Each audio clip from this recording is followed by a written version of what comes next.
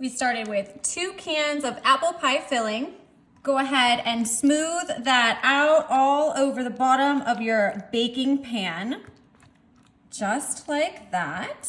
Oh, it's gonna be so delicious. I have some caramel here that I'm gonna pour all over the top of these apples.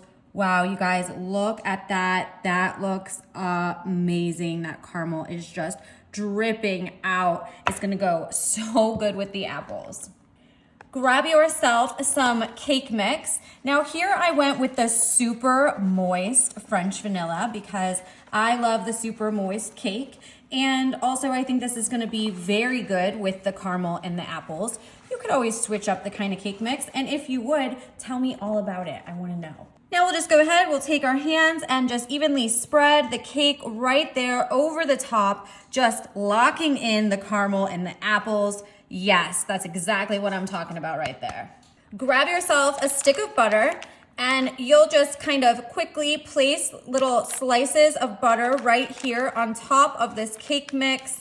Just quickly going all the way through. When this butter melts, it's going to moisten up that cake mix and then it's going to sink down into the rest of it and it is going to be buttery, delicious, and so super tasty, you guys. This is my favorite apple crisp to make, and it is just, 'tis the season, right? So we're getting started over here. Now to top all of that off, I have some cinnamon sugar. I just threw together some cane sugar and a little bit of cinnamon. And you can see I'm just gonna heavily sprinkle this all over the top because I love cinnamon sugar with this apple and this caramel. It just brings all those flavors together. So I have that and I'm not being stingy with it at all. I'd say that is good for the cinnamon sugar. And there we have it, you guys. That is it. Now check this out. You can already see the layers of that apple, and then you have the caramel. We have that cake mix and the butter on top. Ooh, it already smells delicious. I know it's going to just make the house smell absolutely incredible. And I would make this whole thing just for that reason alone. So we're gonna stick it in the oven at 350. It's gonna cook for about 35 minutes and wait until you see how it comes out. It is going to be delicious.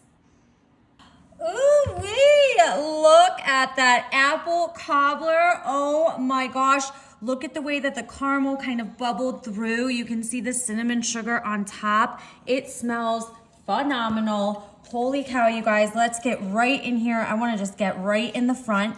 I let this cool down a little bit so be ready to dig into.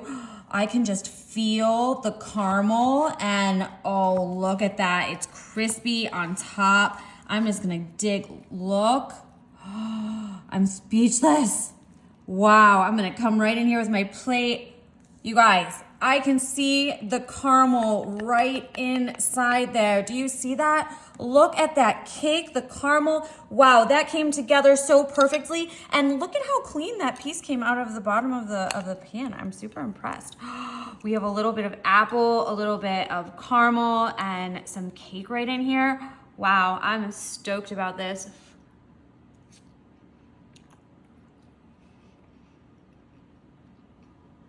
You guys, this is it. Right here, this is where it's at.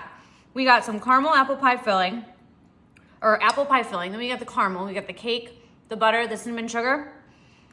People would think that this is homemade. This tastes amazing. All right, you guys, you gotta try this. Let me know how it is after you try it, because this one right here, I say this is a winner. Delicious.